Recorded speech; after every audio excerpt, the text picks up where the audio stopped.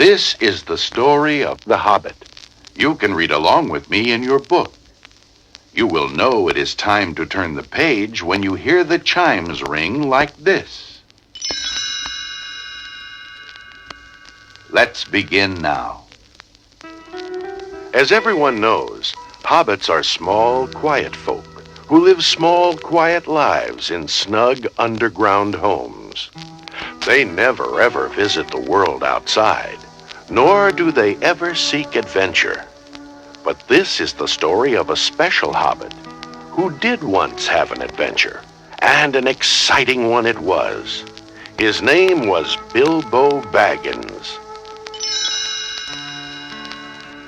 One fine Wednesday morning, who should appear at Bilbo's door but 13 dwarves and Gandalf, the wandering wizard. Mr. Baggins, I have an adventure in mind for you. Bilbo blinked twice in astonishment. Surely you don't want me? I'm only a simple hobbit. Actually, it's my 13 friends who want you. They have need of a clever burglar, and I've told them you would be excellent for the job. This is Thorin, their leader. A richly dressed dwarf stepped forward and bowed. Let us go inside and refresh ourselves, and I will explain. Far to the east lies Lonely Mountain. Thorin began while Bilbo set out the goblets. Long ago, our people lived there in harmony, digging gold and jewels and making beautiful treasures. But the day came when Smaug, the fire-breathing dragon, drove us away and stole our home and treasures. He lives there still. Thorin turned to Bilbo. Gandalf says you are a fine burglar and will be useful in getting our treasure back from Smaug. When Bilbo heard this, he fainted away. Thorin frowned. A brave burglar you found us, wizard. Don't worry, Thorin. Mr. Baggins will prove himself very useful before your journey is over.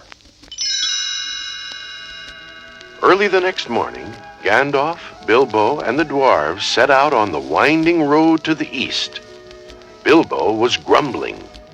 I really don't know why I'm here. I wish I were back in my hobbit hole beside my warm fire. Gandalf chuckled. Come, Bilbo. This will be a great adventure, one you'll not soon forget. After many days' travel, the adventurers began winding their way up into the mountains. Suddenly, as they struggled up a narrow path, a terrible thunderstorm burst upon them. This way, quickly! Shouted Thorin. A dry cave! Wet and tired, they all crowded inside. Soon a warm fire was burning, and in no time at all, everyone was fast asleep. Late that night, Bilbo was awakened by a strange scraping sound. He stared in disbelief as the stone wall slowly opened. Out of the darkness leaped huge, ugly goblins. In a twinkling, the adventurers were captured. As they stumbled down a dark tunnel, Bilbo looked desperately for Gandalf, but he was not to be found. Bilbo and the dwarves found themselves in a large cavern deep in the mountain. Before them, on a throne, sat the great goblin himself. Who are these miserable persons? He scowled. Thorin stepped forward. We are only traveling dwarves looking for dry shelter. We did not mean to trespass. Liar! Boomed the great goblin, and he lunged at Thorin. Just at that moment, the cavern went dark. Then, dazzling white sparks exploded. The goblins fell back, blinded. It's Gandalf! Cried Bilbo. His magic has saved us. Gandalf called to his friend. Follow me, quickly. We must get out of the mountain. They all rushed through the dark, twisting tunnels, running faster and faster. And no matter how fast Bilbo ran, the others ran faster.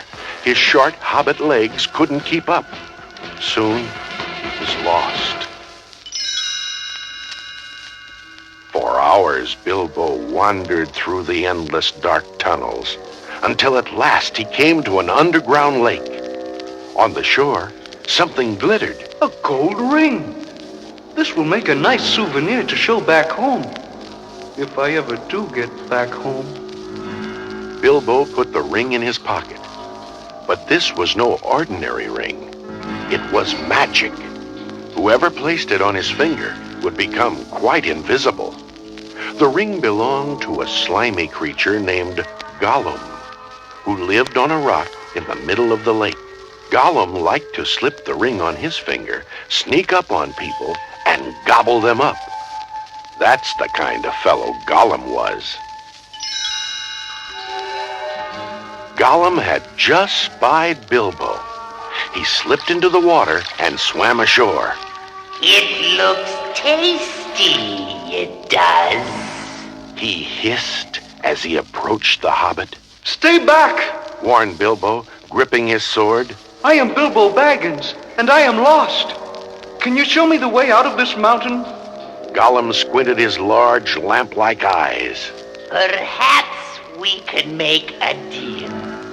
We'll have a riddle game. If you win, I show you the way out. If I win, I gobble you up. It wasn't much of a deal, but Bilbo agreed. They traded riddles for some time. Finally, Bilbo won. But Gollum was a poor sport and decided to eat Bilbo anyway. Gollum swam off to get his ring so he could sneak up on Bilbo. But of course, he couldn't find it. It's gone!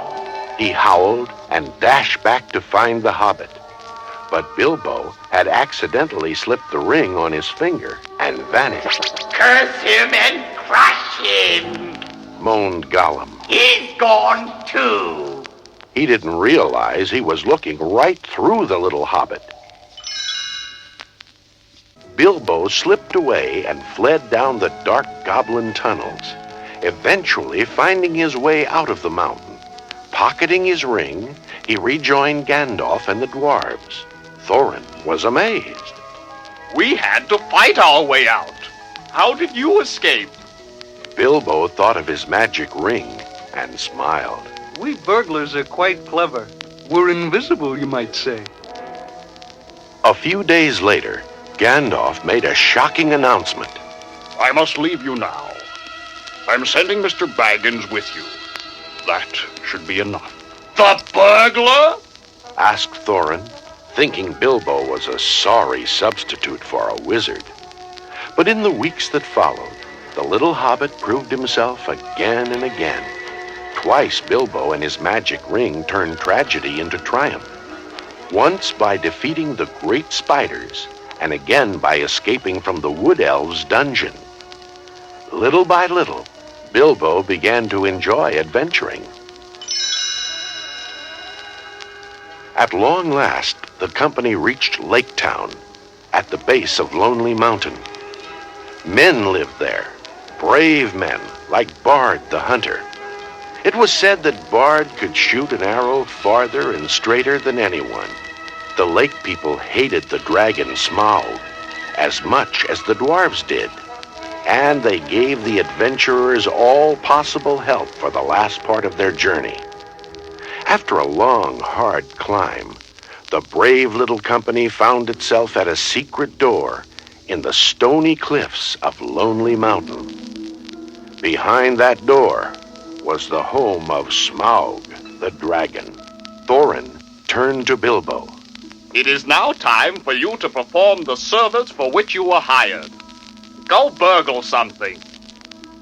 As Bilbo made his way down a dark tunnel, he told himself, A few more steps, and you'll see old Smaug himself. It's true you are afraid, but if you go on now, it will be the bravest thing you've ever done. And on he went. In the great hall, Bilbo found the terrible dragon lying asleep, breathing fiery blasts. The hobbit breathed a sigh of relief. He fills the entire hall, Whispered Bilbo in awe. I am no bigger than one of his claws. Bilbo stepped up to the large mound of gold and jewels that was the dwarves' stolen treasure. Nervously, he plucked up one small gold cup. Then mighty Smaug awoke. Quick as a wink, Bilbo put on his magic ring. Smaug's blazing eyes peered through the gloom. Ho, thief! I know you're here. What do you want? Oh, Smaug, I only came to see if you are as great as people say you are. If you are a little hobbit, it is wise to be polite to dragons. Smaug laughed his fiery laugh.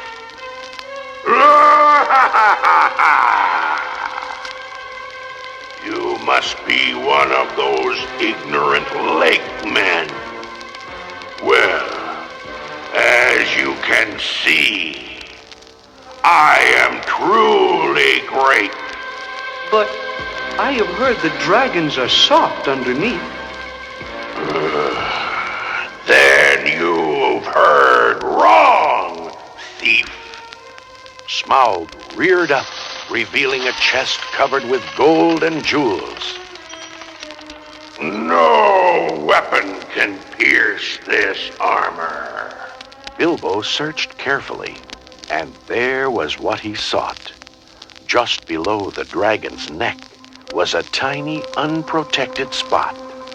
Aha! He thought, and he backed into the tunnel, popped off his ring, and held up the gold cup. You're a sorry match for my burgling, Smaug. And he darted away. No one steals from me! Roared the dragon, and out of the mountain he flew in a rage. Bilbo sped down the mountain to warn the lake people. Spying a small bird, he cried out to it. Go and tell Bard the hunter to look for the bare spot under Smaug's neck. Meanwhile, Smaug was flying over Lake Town, burning down buildings with his fiery breath. The lakemen were helpless. But the small bird had delivered Bilbo's message. Bard the hunter took careful aim and shot an arrow deep into the bare spot below Smaug's neck. The dragon fell into the lake, his flaming breath changing to steam in the water. Smaug was dead. So the people of Lake Town were saved, and the dwarves regained their home and their treasure. And Bilbo returned to his nice, quiet hobbit hole. Every now and again, he would recall his part in the adventure. It had given him bravery, treasure, and a magic ring. Gandalf had been right. Bilbo had had an adventure, one he would never forget. The greatest adventure is what lies ahead. Today and tomorrow are yet to be said. The chances, the changes are all yours to make. The mold of your life is in your hands to break.